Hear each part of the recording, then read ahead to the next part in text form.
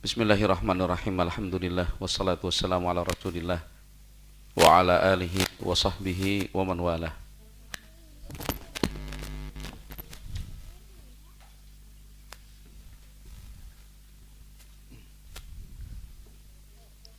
Halaman 12 ya. Nggih, terus betul Mas Heru? Ya, halaman 12 poin yang ke-16. Qala al-Imam Al-Ajurri rahimahullah. Qala Ka'bun, "Alaikum bil ilmi qabla an yadhhab."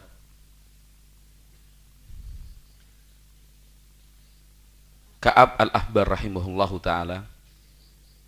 Ya. Ini seorang tokoh Islam tergolong tabi'in walaupun usianya sudah cukup tua. Tapi tidak pernah sempat bertemu dengan Nabi Muhammad SAW. Beliau termasuk penganut dan juga peneliti kitab-kitab suci sebelum Islam, yaitu Taurat dan Injil. Maka beliau sangat mengerti tentang riwayat-riwayat Israiliyat. Nah, beliau berpesan untuk kita, alaikum bil ilmi qabla an yadhhab. Pelajarilah ilmu sebelum ilmu itu hilang. Fa inna dhahabal ilmi mautu ahlihi. Sesungguhnya hilangnya ilmu itu dengan meninggalnya orang-orang yang berilmu. Mautul alimi najmun tumisa. Meninggalnya orang yang berilmu itu seperti bintang yang sudah hilang cahayanya. Mautul alimi kasrun la yujbaru.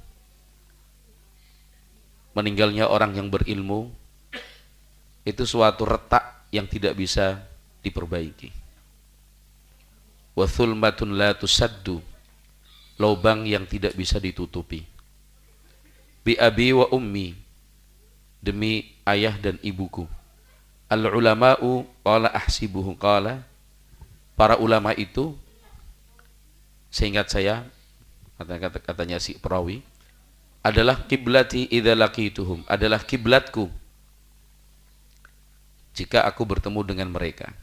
Wa dhallati idza lam alqahum, dan para ulama itu adalah harta berharga yang hilang dariku jika aku tidak bertemu dengan mereka. La khaira fin nasi illa bihim, tidak ada lagi kebaikan yang bisa diharapkan di tengah-tengah manusia kecuali dengan keberadaan mereka. Siapa? Para ulama. Nah, untuk sekarang ini di zaman kita perlu diketahui bahwa para ulama itu masih banyak. Yang saya katakan masih banyak itu masih banyak dibandingkan apa yang kita ketahui. Para ulama masih banyak di zaman ini, maksudnya ya, dibandingkan apa yang kita dengar selama ini. Karena kalau kita ditanya misalkan satu persatu, sebutkan para ulama yang sekarang ini masih hidup, kita kebingungan juga. Paling-paling kita menyebutnya Syekh Rabi, Syekh Abdullah bin Al-Bukhari, ya kan. Terus Syekh Saleh Fauzan. Tapi ketika menyebut nama-nama yang lain kita sudah tidak mampu. Padahal para ulama itu ya sampai sekarang masih banyak. Sekali lagi masih banyak itu dibandingkan dengan apa yang kita ketahui. Kalau secara jumlah ya jelas. Para ulama kalau dibandingkan 10 tahun, 20 tahun yang lalu, ya jumlahnya sangat sedikit. Para ulama dibandingkan 50 tahun yang lalu, ya jelas lebih sangat sedikit lagi. Baik secara jumlah maupun secara kedudukan dan kualitas keilmuan. Tetapi tetap para ulama itu selalu ada. Nah, banyak dari mereka itu yang tidak kita ketahui nama-namanya, tidak kita ketahui karya-karya mereka, karena tidak semua ulama itu kemudian senang untuk diketahui orang, ya. Tidak semua ulama itu kemudian tampil di depan umum, tidak semua ulama itu kemudian menggunakan media-media untuk menyampaikan ilmunya secara luas, ya. Banyak para ulama yang memilih untuk menyembunyikan diri, ya. Banyak dari para ulama yang tidak mau namanya diketahui. Kenapa? Karena mereka mengarah, bukan karena untuk menyembunyikan ilmu, bukan. Menyembunyikan diri, beda loh. Menyembunyikan diri dengan menyembunyikan ilmu itu. Kalau menyembunyikan ilmu, dia nggak mau menyampaikan ilmu sama sekali. Tapi kalau menyembunyikan diri itu artinya tetap menyampaikan ilmu tapi tidak mau terkenal. Ya, tidak mau terkenal. Ya, artinya misalkan ya, kalau kita di kota Madinah, para ulama yang sehari-hari siang malam itu ada di halaqah-halaqah Masjid Nabawi. Ya. Mereka kalau diajak pergi, diajak ke sana kemari nggak mau, nggak. Semuanya saya tetap di sini ngajar. Yang mau datang saya kasih ilmu, yang tidak datang ya tidak mengapa. Para ulama seperti itu banyak. Ya. Para ulama seperti itu banyak. Nah, mumpung ya, selagi orang-orang yang berilmu masih ada, tidak jauh dari kita, sejak dulu ini kan disampaikan sejak zaman tabi'in ya. Ya, apalagi zaman sekarang itu zaman tabi'in kan berarti 1400 1300 tahun yang lalu ya. Itu kalau kita hitung kasarnya 100 tahun adalah 100 tahun pertama adalah 100 tahunnya para sahabat. Jadi sejak 1300 tahun yang lalu saja kita sudah dapat pesan dari para ulama salaf untuk ayo belajar baik-baik. Nah, itu kalau tingkatannya dunia. Tapi kalau tingkatannya kita di sini, katakan di Lendah dan sekitarnya, sebagai cakupan yang paling kecil kita ketahui, ya. Atau misalkan lebih luas lagi di Kabupaten Kulon Progo, di Provinsi Jogja, atau bahkan lebih luas dari itu di Indonesia. Ya, tapi kalau kita yang paling kecil di sini lingkupnya Lendah ya, rajin-rajin belajarlah. Ya, rajin-rajin belajar. Mumpung masih ada yang bisa mengajar. Ya. Ambil ilmu ya apa yang ada. Selagi masih ada yang menyampaikan ilmu. Ya. Jangan kemudian kita memilih-milih seolah-olah memang memiliki hak pilih. Jangan kemudian kita membeda-bedakan, ya, memposisikan diri sebagai orang yang memang pantas untuk menentukan tingkatan. Janganlah. Oh, kalau ini lulusan Timur Tengah, kalau ini cuma lulusan pesantren di dalam negeri. Oh, ini pengalamannya banyak. Ini barusan saja mulai mengajar. Ini bahasanya enak didengar dan mudah difahami. Kalau ini waduh bahasanya kacau sampai kita kesulitan apa yang dimaksud ini. Ya. Yang seperti itu menjadi penyakit, menghalangi kita untuk belajar. Ya, kenapa? Karena ilmu itu ya begitu, harus diperjuangkan. Ya. Selama kita sadar bahwa diri kita itu memang kurang ilmunya, ya kepada siapapun ilmu itu akan kita ambil. Ya, yang saya maksud ya di sini ya tidak sembarang ambil ilmu juga. Ya, ahlu sunnah jelas, salafi itu dipastikan. Ya, harus jelas. Tidak bisa kemudian mengambil ilmu ke sembarang orang. Tapi yang kita maksud ya orang-orang yang berilmu di sekitar kita, di lingkup Pusdiklatmu, di Lendah dan sekitarnya, ahlu sunnah. Ya kita ambil ilmu dari mereka. Ya. Kalau misalkan kita memandang bahwa oh Ustadz A cara penyampaiannya itu kurang baik, ya latih dan bentuk dirimu supaya besok kalau sudah berilmu dan mampu, kamu bisa menyampaikan lebih baik dari apa yang kamu kritikan tadi. Wah enggak lah, oh, ustadznya cuma lulusan pesantren aja. Nah kalau cuma sampai di situ tercela. Tapi kalau misalkan ustadznya lulusan pesantren Indonesia lokal aja, ya udah bagaimana kamu berusaha biar bisa sampai ke Timur Tengah di hadapan para ulama langsung, tapi kesini nggak mau belajar, keluar tidak ada cita-cita. Ya kan? Kepada yang dikatakan masih muda, yang dikatakan bahasanya kurang bisa difahami, yang katanya cuma lulusan pesantren nggak mau belajar, tapi kok cita-citanya untuk belajar tinggi itu nggak ada. Ya terus maunya apa ini? Ya kan? Maunya apa? Ternyata memang tidak cinta kepada ilmu.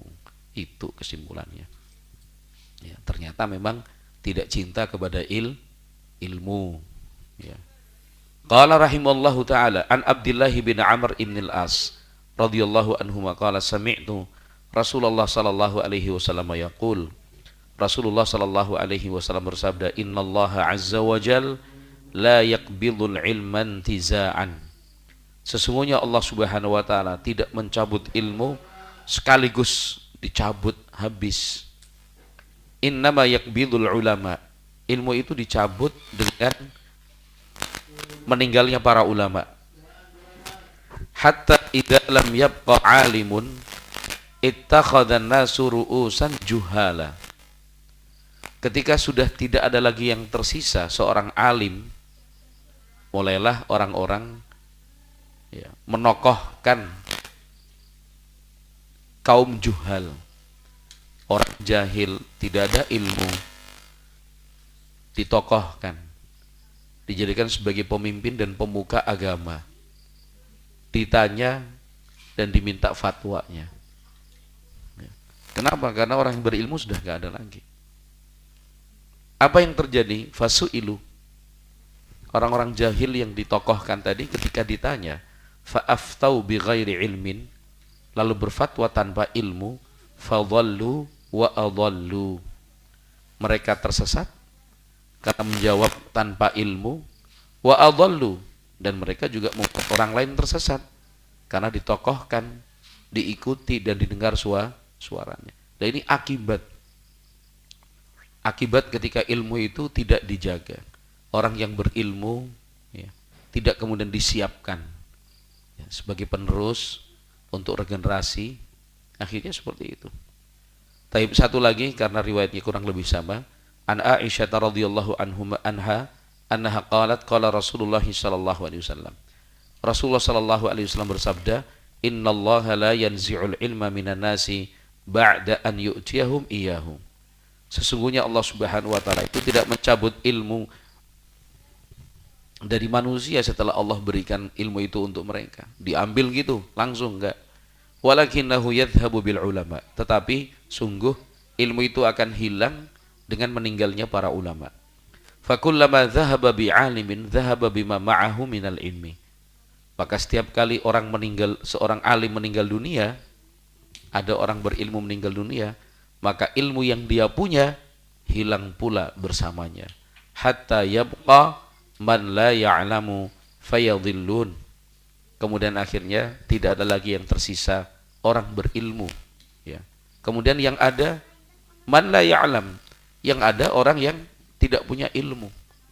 Tapi setelah itu apa yang terjadi? Fayadhillun, maka mereka pun kemudian tersesat. Begitu. Wallahu a'lam bishawab. Jadi riwayat yang kita baca di dalam kitab ini Akhlaqul Ulama, walaupun versi ringkasannya itu sebenarnya untuk memupuk semangat kita supaya tidak layu, apalagi mati, jangan.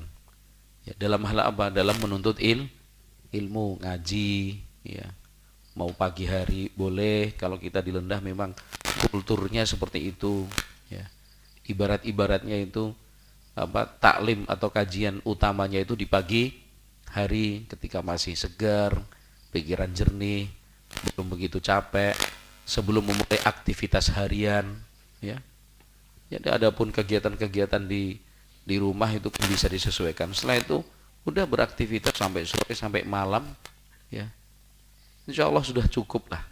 Apalagi kalau kemudian ada beberapa taklim malam diikuti, masya Allah, alhamdulillah. Ada taklim-taklim yang lain, zuhur, asar juga dihadiri, itu lebih luar biasa lagi.